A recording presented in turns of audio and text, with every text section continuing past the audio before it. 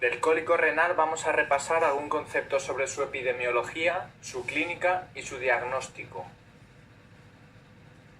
Epidemiológicamente, recuerda que los cálculos más frecuentes son los de oxalato cálcico, con unas cifras en torno al 65% de los casos, seguidos por los infectivos y los de ácido úrico, que son alrededor del 15% cada uno. Recuerda que afectan más frecuentemente a varones y únicamente los cálculos infectivos tienen mayor incidencia en mujeres. Con respecto a la recidiva, esta aparece en el 40% de los casos, con una media de un nuevo cálculo cada 2 o 3 años, de la misma composición y en la misma localización.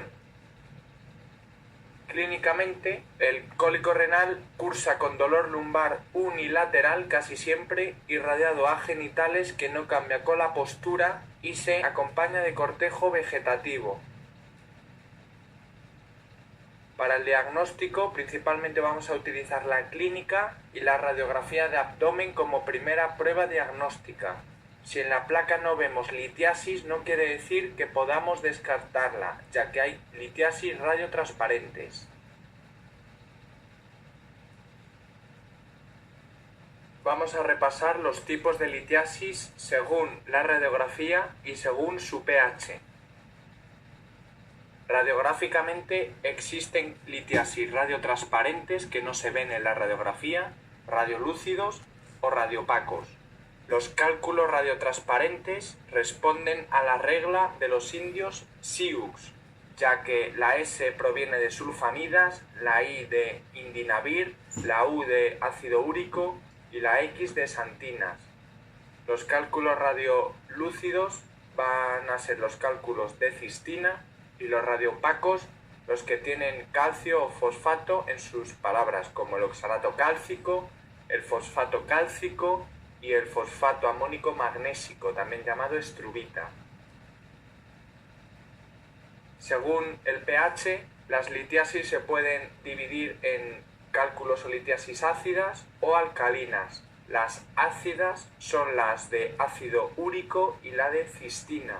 Y las alcalinas son las que tienen un fósforo en su composición, como el fosfato cálcico y el fosfato amónico magnésico o estrubita. Recuerda que al oxal el pH le da igual. El oxal nos referimos al oxalato cálcico.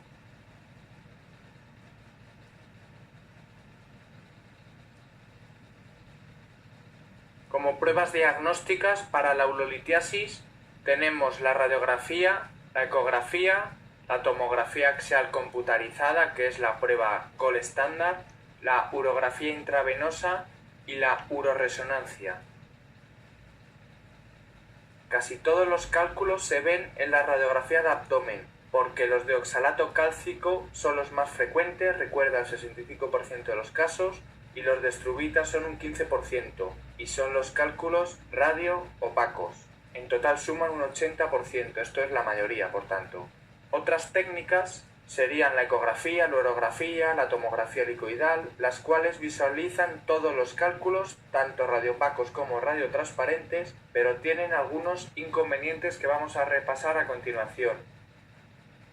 La ecografía no visualiza bien la parte central del uréter, ya que este está muy profundo. Por tanto, una litiasis localizada en esta posición, la ecografía no la va a ver. La tomografía axial computarizada sería, como ya hemos dicho, el gold estándar para visualizar litiasis, pero es una técnica muy cara. La urografía intravenosa, al tener que meter contraste yodado, está contraindicada en alergia, creatinina mayor a 2 miligramos decilitro, mieloma múltiple o deshidratación importante. Recuerda que la urografía más la ecografía, las dos pruebas en conjunto, tienen la misma sensibilidad y especificidad que la tomografía axial computarizada. La uroresonancia también es una técnica muy buena y además no mete contraste, sino gadolinio. Por tanto, aunque la TAC es la prueba gold estándar en insuficiencia renal, se preferiría la uroresonancia, porque la TAC también tiene contraste y además la uroresonancia también permite ver un estudio urodinámico, a diferencia de la TAC. El tratamiento en la fase aguda va a ser un tratamiento combinado sintomático específico para el tratamiento sintomático, esto quiere decir quitar el dolor, vamos a utilizar los antiinflamatorios no esteroideos normales y los espasmolíticos. Para el tratamiento expulsivo se van a utilizar los corticoides a dosis bajas y los alfa bloqueantes. Al alta hospitalaria, el paciente va a irse con una hidratación abundante y analgesia, porque la mayoría se expulsan solos. Si el cólico es complicado, esto es, si existe una obstrucción severa mayor de 1 centímetro, fiebre elevada, dolor incontrolable o riñón único, no se debe dar el alta y se debe seguir el estudio con una ecografía de la vía urinaria. En esta ecografía, si veo una dilatación de la vía urinaria, debemos derivar la orina con un catéter doble J o una nefrostomía.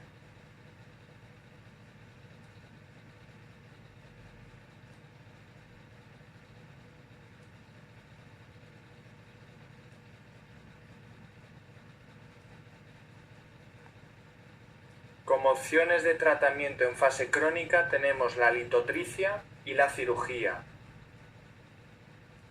Con respecto a la litotricia, recuerda que sirve para cualquier tipo de litiasis. Como contraindicaciones absolutas vamos a tener el embarazo, la obstrucción distal, la infección activa y el riñón no funcionante. Y como complicaciones, recuerda la hematuria, que es frecuente pero no importante, y el hematoma perirrenal, que hay que tener cuidado con pacientes anticoagulados. Con respecto a la cirugía, las técnicas utilizadas son la ureterorenoscopia y la nefrolitotomía percutánea. En este punto vamos a hablar un poquito del tratamiento específico de la litiasis cálcica, la litiasis infectiva, y la litiasis úrica y la litiasis cistínica. El origen de la litiasis cálcica se encuentra en la mayoría de las ocasiones en una hipercalciuria idiopática, hipercalciuria secundaria a hipercalcemia, hiperuricosuria o hiperoxaluria. La hipercalciuria idiopática ya hemos dicho que es la causa más frecuente y su tratamiento consta de hidratación abundante y tiacidas. La hipercalciuria secundaria a hipercalcemia, esta hipercalcemia puede ser absortiva, resortiva o renal. La hipercalciuria secundaria a hipercalcemia absortiva se debe a un alto aporte, a un aumento de la vitamina D o a la sarcoidosis. Las resortivas, en su lugar, pueden ser debidas a hiperparatiroidismo, síndrome de Cushing, enfermedad de Paget o tumores. Recuerda que el hiperparatiroidismo es la causa más frecuente de hipercalcemia en paciente ambulatorio y los tumores es la causa más frecuente de hipercalcemia en paciente hospitalizado.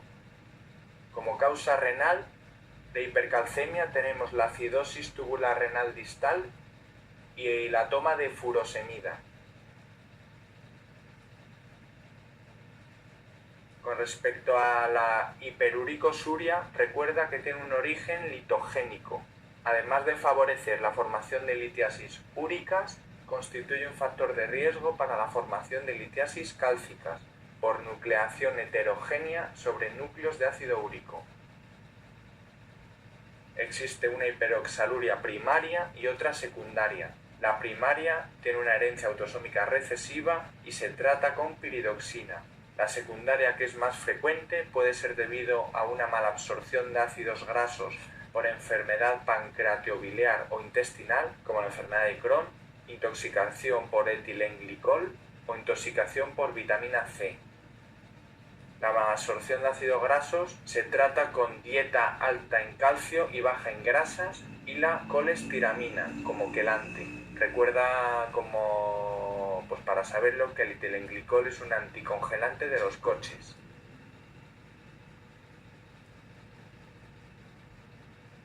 De la litiasis infectiva ya hemos dicho que al igual que la situs son más frecuentes en mujeres.